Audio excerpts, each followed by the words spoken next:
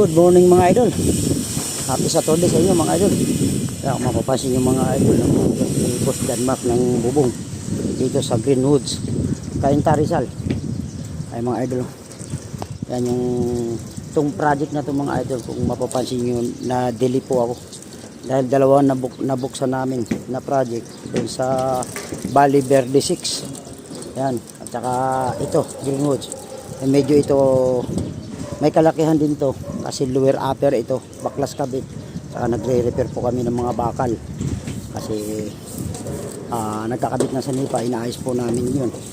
Alam na naman ng owner nito at saka alam naman ng mga yung contractor nito na si Sir Cogunal. Kaya kung mapapansin yung mga idol yan, ilang araw ako na hindi nakapokus sa project na to dahil binibigyan ko rin minsan pansin yung sa Valle Verde 6, napakalaki kasi, baklas kabit yung mga idol sa dati. Kaya ngayon lang ako bumalik na vlog mga idol. Kung mapapansin nyo, mga 2 linggo, 3 weeks ako walang vlog. Yan. Kaya ngayon ito mapapansin yung mga idol yan, si Boss Denmark. Yan. Mapapansin yan na. Ayan, tuyong-tuyo kagad boss. Naikutan na natin, pero tuyong-tuyo kagad sa sobrang init. Ano, grabe ano. Grabe ang init ng panahon talaga. Kahapon, 47. Ang init daw. Ay grabe pala, kaya sabi ko kahapon bahala ng Panginoon sa atin. Grabe ang init kahapon talaga. As in talagang init na init. Yan, kung mapapansin yung mga idol, may diskarte namin ni Boss Denmark. Ayan. Kasi ang layout ng dating baligater mga idol, nandito ang tumbok. Yan, kung mapapansin mga idol, parehas yan.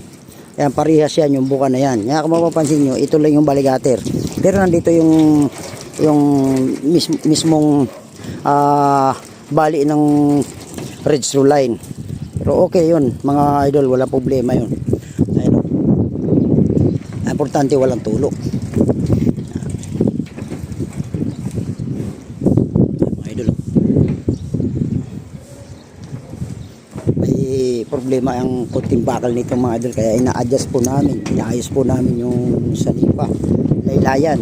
Ay medyo na-delete yung project nito mga idol, kahit papaano okay naman. Mapapansin yung mga idol yan. Yung lower rope, naka-start na rin kami ng latag mga idol, kaya pa-finish na rin yung lower rope, nakakabit ng mga wall flashing o ano man. Baba mo na boss, ayos na yan Boss Christian.